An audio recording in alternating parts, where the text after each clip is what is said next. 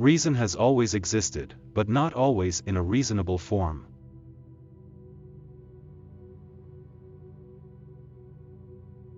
Hegel remarks somewhere that all great, world historical facts and personages occur, as it were, twice. He has forgotten to add, the first time as tragedy, the second as farce. I am nothing, but I must be everything.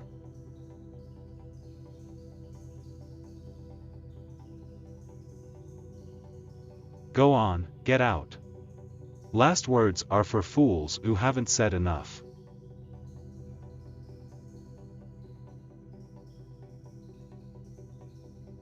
To be radical is to grasp things by the root.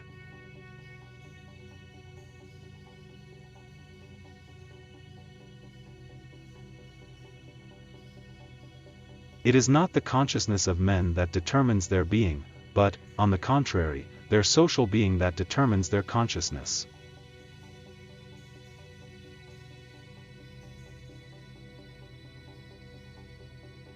The proletarians have nothing to loose but their chains. They have a world to win.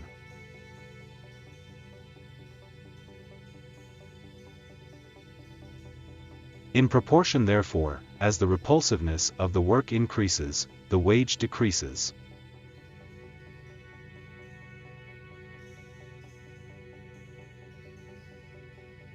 There is no royal road to science, and only those who do not dread the fatiguing climb of its steep paths have a chance of gaining its luminous summits.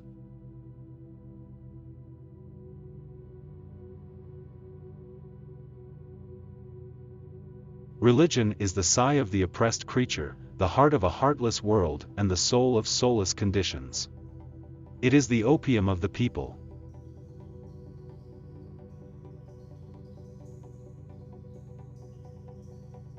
Society does not consist of individuals, but expresses the sum of interrelations, the relations within which these individuals stand.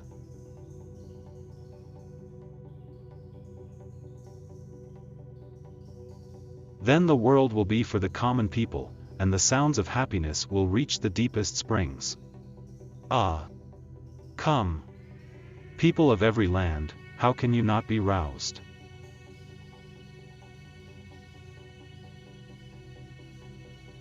The increase in value of the world of things is directly proportional to the decrease in value of the human world.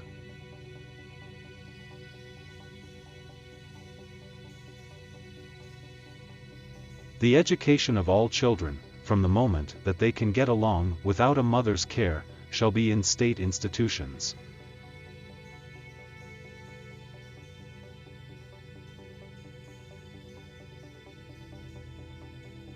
If you love without evoking love in return, if through the vital expression of yourself as a loving person you fail to become a loved person, then your love is impotent, it is a misfortune.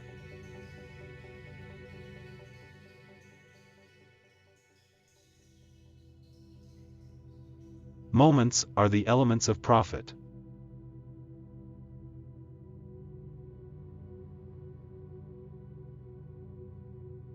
Education is free. Freedom of education shall be enjoyed under the condition fixed by law and under the supreme control of the state.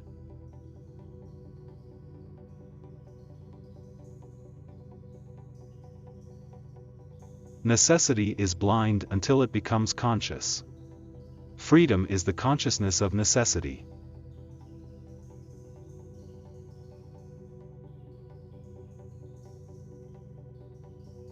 The ruling ideas of each age have ever been the ideas of its ruling class.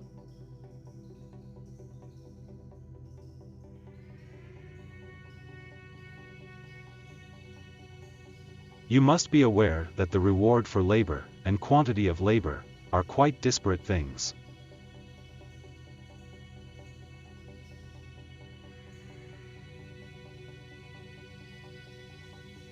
The tradition of past generations weighs like the Alps on the brains of the living.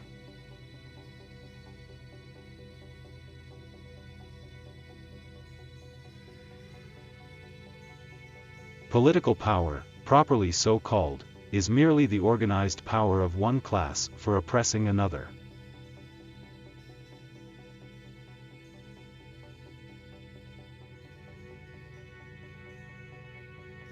Men make their own history, but they do not make it as they please.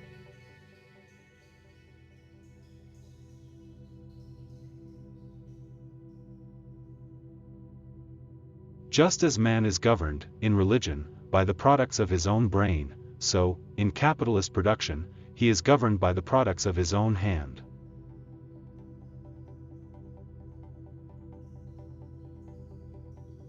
The production of too many useful things results in too many useless people.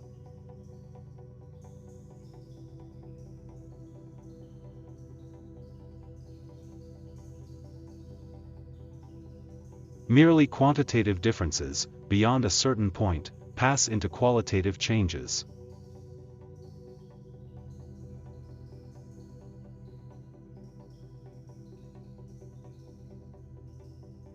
History is not like some individual person, which uses men to achieve its ends. History is nothing but the actions of men in pursuit of their ends.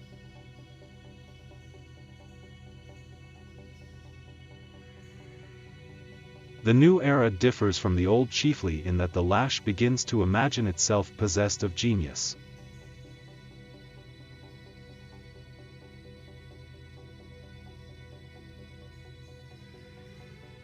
Every opinion based on scientific criticism I welcome.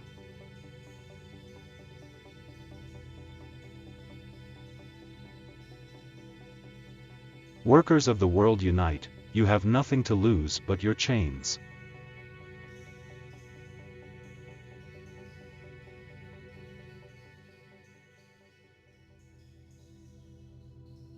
All science would be superfluous if the outward appearance and the essence of things directly coincided.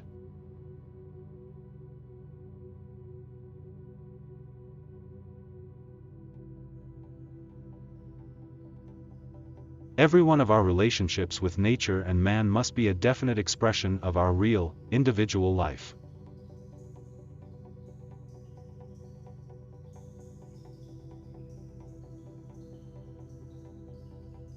The alienation of man thus appeared as the fundamental evil of capitalist society.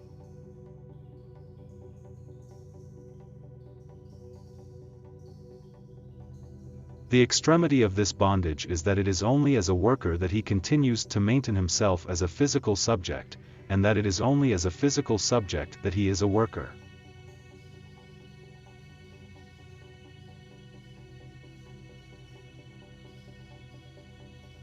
The philosophers have only interpreted the world in various ways. The point, however, is to change it.